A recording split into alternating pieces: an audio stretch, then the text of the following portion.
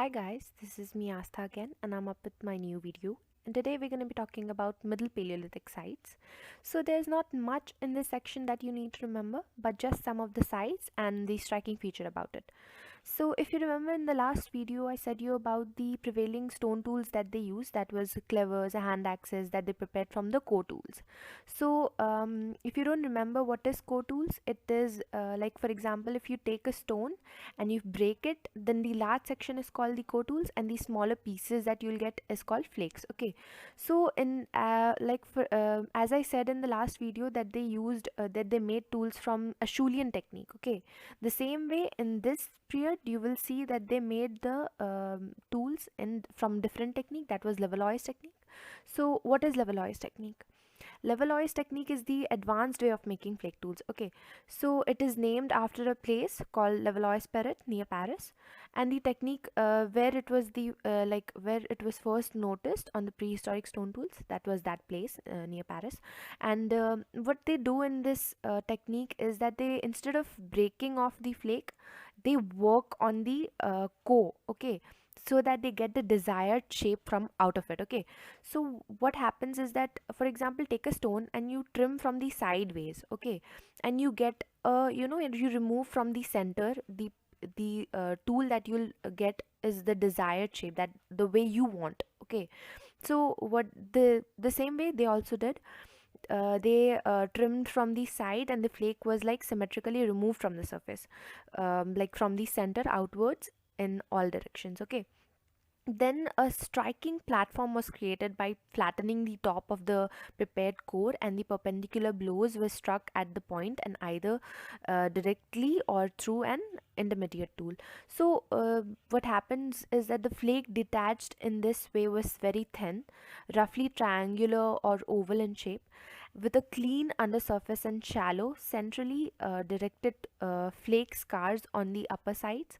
So it would need very little further working because its edge were already very sharp, because you prepared it, you removed it that way. Okay, because the core of the Levallois flake looks like shell of the tortoise, it is also called like tortoise core. Okay, so the other prepared core techniques as well, there were also other kinds of techniques. For instance, the discord core technique, flakes are scalloped from the circumferences of the large core or flake with at least one flat side. The remaining core was beveled rim and is flat in the center. The Levallois technique can be used to produce only one flake at a time, while the discord core technique can produce several flakes. Flakes produced by the later method tend to be small. So the striking feature about this is that there was a shifting from like the balance shifted towards the lighter flake tools. The technique that I talked about was making of preparing flake tools, how they prepared the flake tools.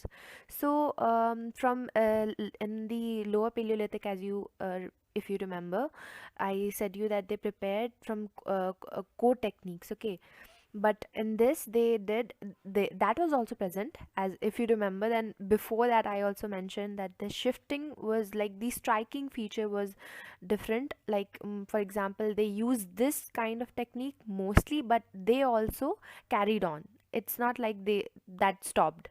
Okay, so that's it. Now let's move to the sites. Also there's one point that the if you remember I mentioned about this too, that the middle Paleolithic tools have been found in the parts of subcontinent of often in the river gravels and deposits, which gives us the clue about the prevailing climatic condition. So about the paleo environment, I have already mentioned. So yeah, and then let's come to the sites. In the northwest, we will see that the lots of stone tools were mostly of Middle Paleolithic have been found in Potwa Plateau between Indus and Jhelum River. Okay, that's in Pakistan. So the over 3 meter thick deposit in Changhao Cave in northwest frontier province of Pakistan revealed a sequence of Middle and Paleolithic occupation. So many thousands of tools were found along with the bones of animals, and also some of them of humans and herds. all this all the tools were made of like quartz, and it was easily available around the sites. and many tools of the period 1 were made from flake struck from prepared cores that were lost in burines.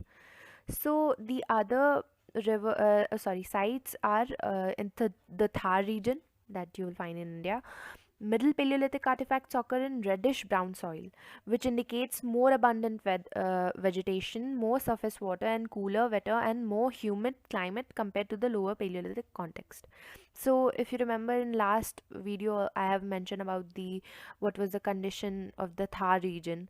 Like more vegetation was found, and the more water was there than comparatively. Like today, it's very less because they depend on uh,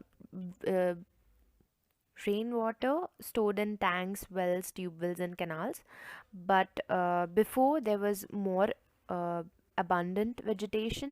So it is from this site that the small factory sites and camps sites have been found in various parts of Thar, especially near rivers and lakes.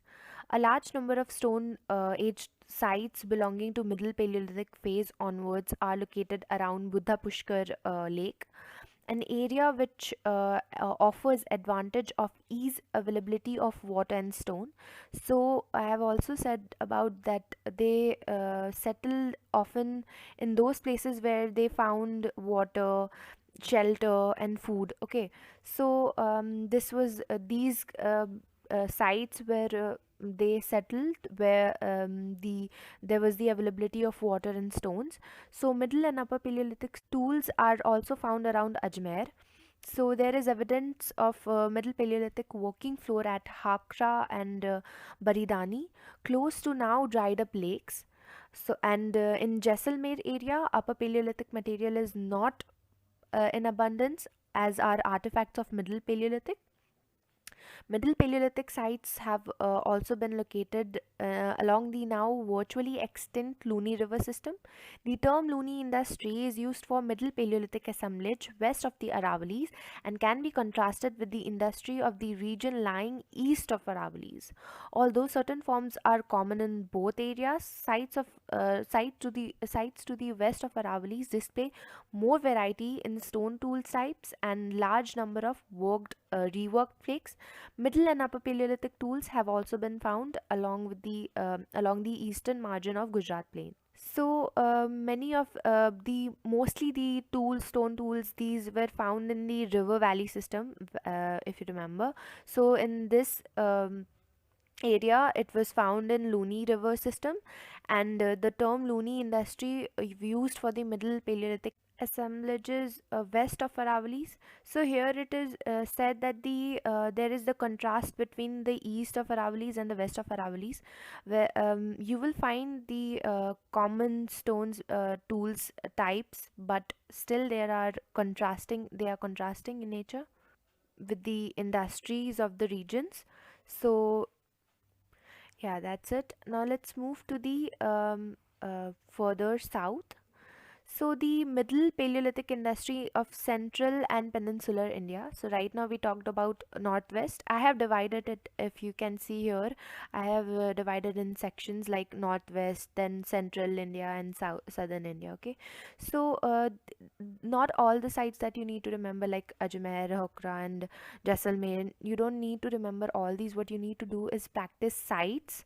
That is, which is more important. For history optional, there is a compulsory. You need to the map site comes, and that is compulsory. You need to do it. So that's why I just practice some of the map site, and you need to remember at least 30 or like 2 to 3 lines. You need to remember about the sites, not much. You don't need to remember this much. So in central and peninsular India, is sometimes it is referred to as Nevasan industry. So a site of Nevasa where the pioneering archaeologist H.T. Shankalia, he first discovered middle Paleolithic artifacts in stratigraphic context. The tools, which include a variety of scrapers, are made of smooth, fine-grained stones such as agate, jasper, and chalcedony. Patne in the Tapti Valley revealed a stratigraphic sequence of Middle and Upper Paleolithic and Mesolithic tools. There is evidence of Middle Paleolithic living and factory site at Chirki near Nevasa. Okay, so 2 to 3 places in the central India, Nevasan industry, where the tools were made. Patne in Tapti, and there's one more site that is Chirki, which is near Nevasa. And then early trace of human occupation in Ganga plain is found embedded in a 20 meter thick cliff section at Kalpi, which is in Jalan district of UP. On southern bank of Yamuna, a number of vertebrate fossils of elephant tusk, shoulder blades of elephant, molars of equus and bovid were found here. Middle Paleolithic stone tools, including pebble tools, points, side scrapers, and bone tools such as scrapers, points, and burines, they were also found along with them. So the tool bearing level at Kalpi has been dated about 45,000 years ago. There are several Middle Upper Paleolithic sites further east, especially in the western part of West Bengal. So yeah, you don't need to remember so much about it. So let's come to for the south. In South India, the Middle Paleolithic culture is marked by flake tool industry on the Vishakhapatnam coast. Quartzite, chert, and quartz were frequently used to make stone tools. There is evidence of tools made by Levallois technique at many places. In addition to small hand axes, clevers, and choppers, the Middle Paleolithic toolkit includes new tool types such as scrapers at different shapes. So C14 carbon 14 date for the Middle Paleolithic context at the coastal side of Nadipalli in Kudappa district indicates that it is older than 23,000 years ago. And that's it about Middle Paleolithic sites. Yeah, and let's meet in the next video, that is Upper Paleolithic site. Tata. Thank you. Acha, and don't forget to like, share, and subscribe.